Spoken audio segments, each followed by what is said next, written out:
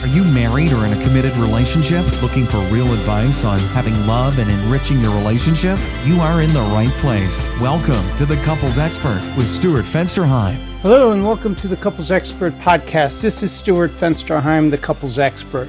Today's podcast is one that I've been thinking about doing for about a year now, and it's regarding couples and their sexual relationship. But unlike some of the other podcasts that I've heard about this, what I'm going to do today is talk about the difference in sexual desire. You know, I've been couples counselor for about 30 years. And what I know is that we come together quite often with different types of libidos. But when we first get together, it's a little different because there's a lot of excitement and the passion is there. And then we get together and we have a very intimate sexual relationship quite often, as along with building our emotional relationship. But after a period of time, you sort of settle in with a partner. And then sort of the reality hits with the stresses of life and work and kids and different pressures that we all have. And then we begin to realize that our libidos are not the same and that there's a change in sexual desire. I'm going to be talking today as if there isn't any kind of relationship issues that have gone on with the two of you. That the difference in libido isn't a byproduct of difficulty in your emotional relationship.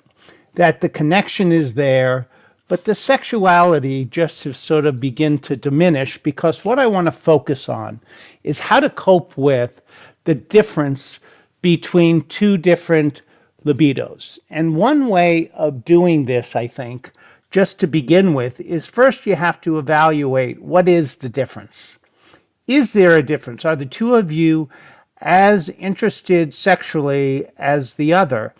And one way of doing this is really a simplistic kind of assessment.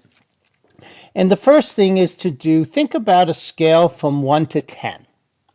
If the two of you, and I would highly recommend both of you listening to this podcast, and the other thing is we'll be talking today very specifically and maybe even graphically.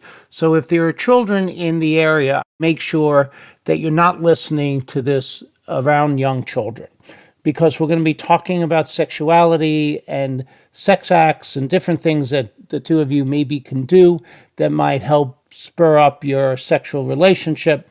And I don't want to have to worry that there are children in the area. So the first thing you want to do is come up with what I will call a sex number. So privately, on a sheet of paper, I'd like the two of you to just jot down between 1 to 10, what's your sex number?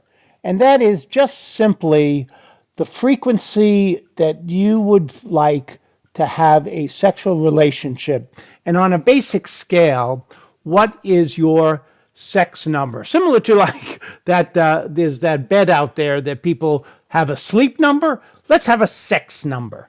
This is a number that would demonstrate how interested and how much desire do you have to engage sexually with your partner who you love a great deal. Why this is important is that if you're in a committed relationship in which the two of you have made commitments that you're going to be together forever, and one of the things you're going to hear me talking about over and over again is that I think it's a shame that there are so many couples out there that make decisions about maintaining a relationship based on their sexual interactions. Why that's so outrageous from my standpoint is it really is diminishing what the two of you have. Because any relationship that has an emotional connection can work through any of these issues that we're talking about. And that if you are even considering ending your relationship because of your sexual practices with your partner, I want you to really take a hard look at yourself, a hard look at the relationship and determine what's going on that is really getting in the way of your closeness, because that's not the couple that we're talking about today. We're talking about a couple that has a high level of desire to be together, and that your relationship is defined not just from a sexual standpoint, but that you have a very deep, authentic, vulnerable relationship. So here's what I want you to do, though, with the information. The benefit of knowing this number will prevent everyone from taking sexual interest and libido levels personally. So if your partner has a number of 2 or 3, and you're an 8 or 9, that means, and you could relax, that the relationship and the sexual contact that you have with your partner is not related to their desire for you. That it is a chemical difference in their makeup that has them not as interested sexually as you would be. And that they love you very much and want to be with you sexually as often as they can when they are interested. That the level of interest is the problem, not you. That just should be a really relaxing state for the two of you. That doesn't make this challenge easy, but it sure changes the nature of why your partner may not be interested in you. And you have to trust this. You have to believe that this is an accurate assessment about their interest sexually, not their interest in you. So, for example, if you measured yourself as an 8 on the scale and your partner is a 2, you don't have to wonder, and I can't tell you how many couples come into my office who basically say, my partner has no interest in me. I don't attract my partner. And what the reality here is, it's not about that. It's about that your partner would be a 2 on the scale and you're an 8. And you now don't have to worry any further about the desire level for you as a person, for you as a partner, because they desire you greatly. They just don't have interest in sex as often as you do. You know, I went through so many years of training and experience with couples to finally realize this is the area that we have to do some work on, not looking at all the problems that might be going on in terms of the relationship if there's an interest in desire. That desire work is more about making the needs match, not so much about making something pathological that's not pathological. So the conversation for the two of you, if you are someone that has a high number, that you are desiring sexual activity on a regular basis and also very frequently, and if you have a low number, it means that you're not very sexual.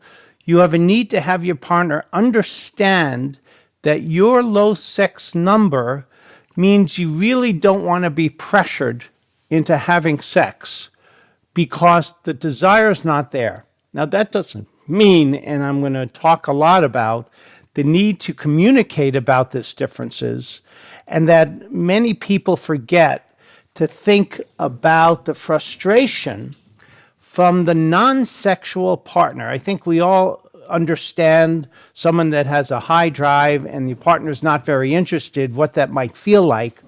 But think about what happens in a relationship in which one or the other feels pressured and feels like you're constantly disappointing your partner, are made to feel guilty if you're simply not an extremely sexual individual. When is the last time you took a relationship checkup?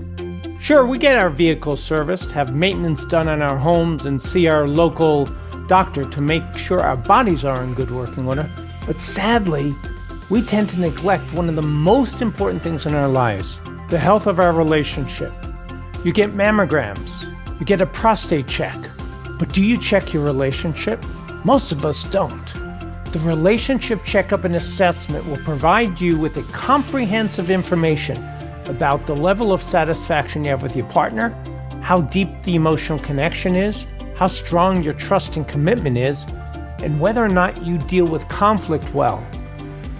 The best part is you don't have to do it alone. The couples expert will provide you with a 30-minute consultation to help you feel really strong and empowered to do all that you can, because you take the ownership of your relationship by the two of you working together and taking the annual survey. For merely the cost of dinner and a movie, you can set yourself on the road to a fulfilling and fabulous relationship that will last a lifetime. Go to www.thecouplesexperts.com and sign up today to register for your relationship checkup. One of the ways to deal with the difference in libido is to compromise by broadening your range of activities that the two of you consider to be sexual. I think if you focus on the affection, intimate touch, and tenderness and sensuality, those are important facets of a sexual relationship.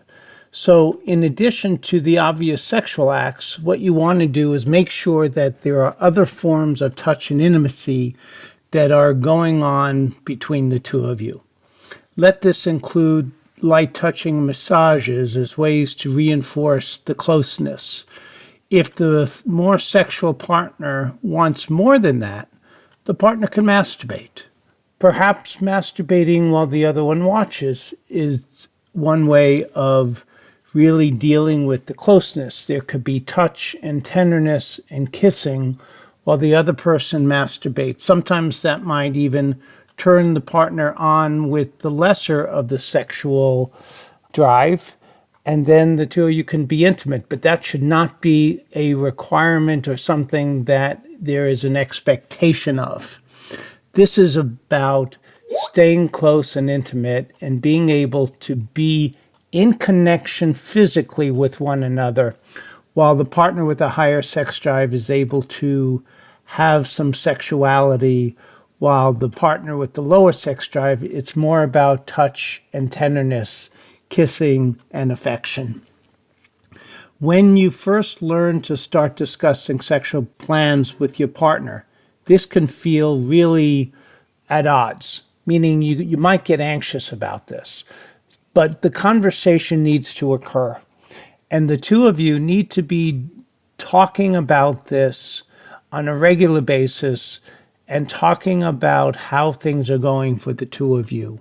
Once you begin to have these dialogues without any expectation of change, just talking about what each of you needs, what I find is that most couples begin to find this an easy discussion to have on a fairly regular basis. I would not make this dialogue happen too often, because then that's only going to feel like pressure for the partner with the lower sex drive. But let me give you some tips here for the partner with the higher sex drive. And then what we're going to do is talk more about what to do when the libidos don't match as much as they do. So this is really for the partner with the higher sex drive.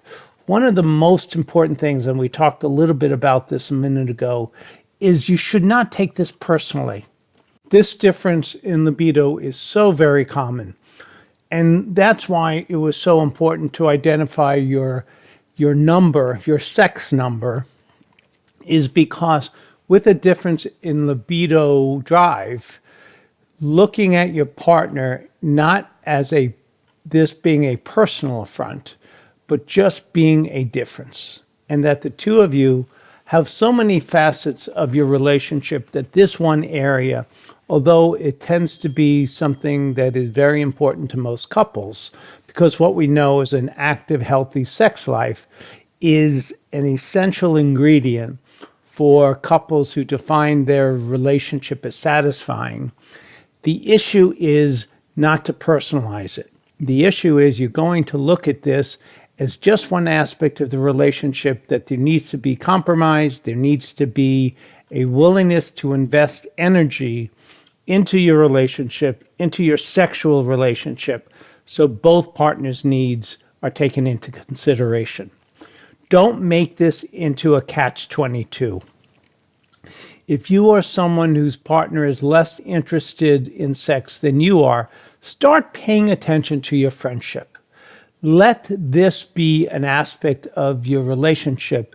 And not only the friendship, but what comes along with friendship is that aspect of humor and playfulness. I really do believe that our sex life is just an aspect of the playfulness that we have. And I jokingly say this in some of the weekend workshops that I do. We can either jump on the trampoline or we can just screw.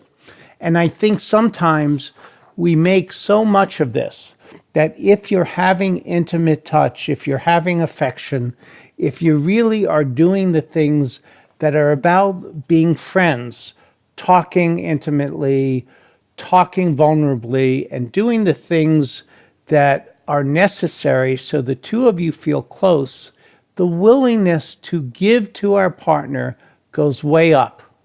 And part of that giving and receiving is going to be playful touch.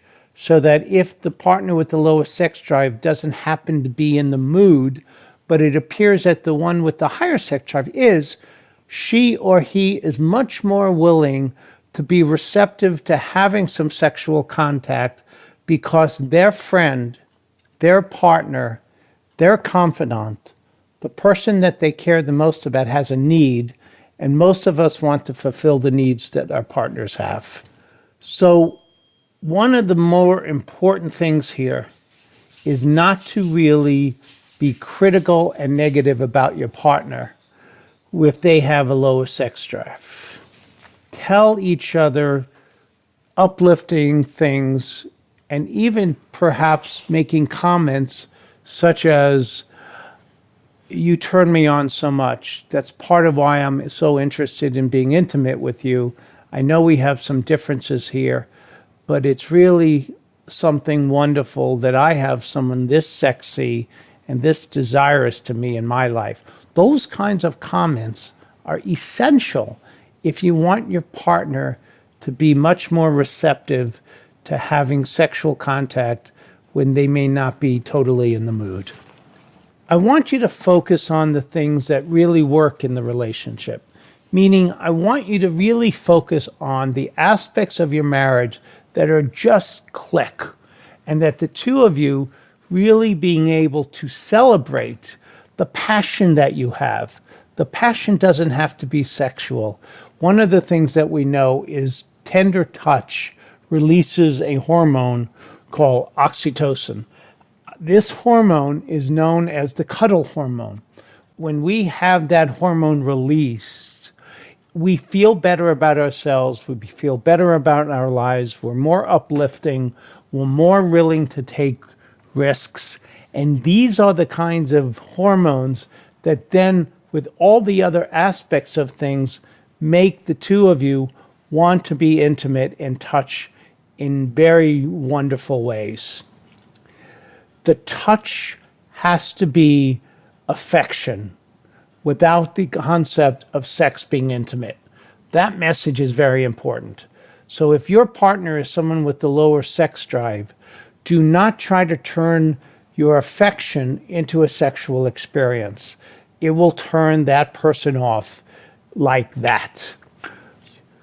She or he will want hugs and cuddles and holding hands and putting your head on their shoulder, sitting next to each other on a couch, kissing her in ways that are affectionate but not sexual.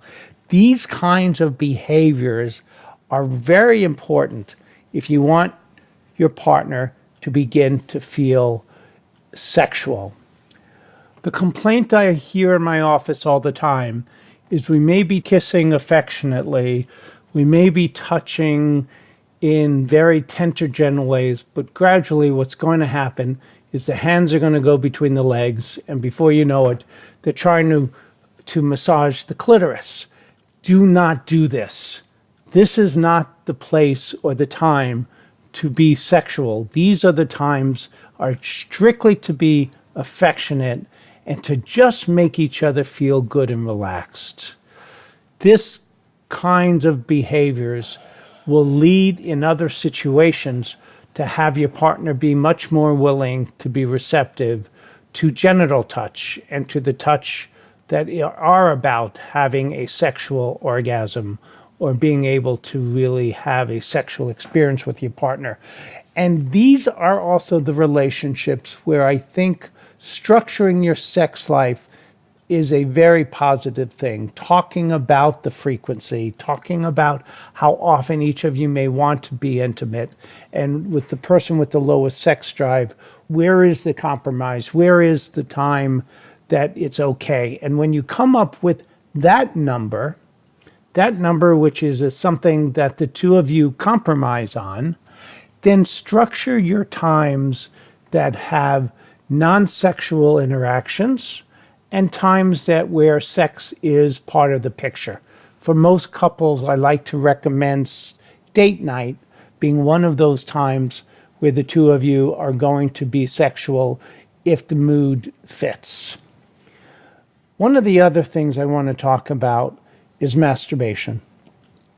Masturbation, and we're not talking mutual masturbation, we're talking about making sure that if you have two people with different sex drives, that you're not also sending the message that it's not okay to masturbate.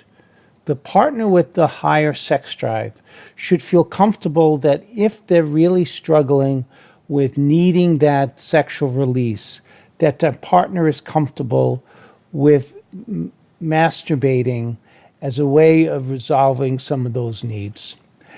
This can, at times, be with your partner present there as well. And that's a dialogue that the two of you should have. But what comes up for a lot of couples, though, is men in particular tend to be fairly visual. And whether or not pornography is going to be something that's acceptable to the two of you, that's a dialogue both of you need to have. You need to talk about whether or not it's okay to go online and to find some pornographic sites to use to allow your partner to masturbate. Or can you find soft porn books that are acceptable for the partner to read and masturbate? Because what you want this to be is to be a normal, healthy part of your sex life. And if the partner has strong feelings against pornography, that needs to be discussed from both a religious and ethical and moral position, as well as the comfort level. Because what I hear from some couples is that they're upset because they feel like it becomes somewhat addictive. And that is a possibility with pornography. So the two of you need to have a dialogue about where are the limits, what's acceptable and what's not acceptable. And when you have the difference in your sex drive, how to make the masturbation work. Perhaps masturbation is going to be the two of you in bed together, kissing and being affectionate, and the partner masturbating with the other partner present, and that being the way to include masturbation into your sex life. You have to be really honest with one another about what the needs are. And the other aspect of this that I think is important is that the two of you need to really make sure that the message that you send one another is how much you care for them, and that the two of you will respect each other's sexual needs and prerequisites for having a healthy sexual relationship. Before we end for today, I want to give you some tips to think about when you have this difference. First and foremost is laughter. Laugh about this. Life can be funny. We can start out with having a relationship where our drives go together, and after some time, they begin to divert into different ways where you do have different sex drives. Let's laugh about this, not make it as serious as it might feel. You want to laugh about the fact that the two of you love each other, care for each other, but this drive difference just sometimes gets in the way, and that the two of you are going to work very hard to not allow this to define your relationship. The other aspect of this that I've been talking about through this episode is really about make the relationship the most important thing. And what is involved with that is you better have a relationship where your partner feels courted every day of your life. You need to date him or date her.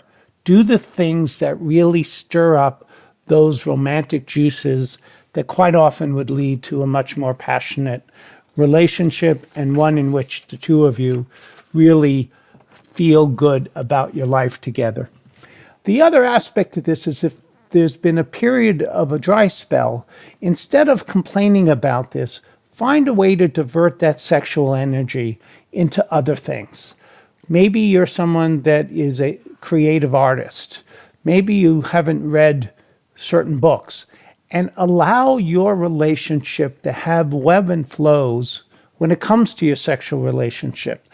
I think there are periods in all of our lives that we're much more exhausted and stressed than others.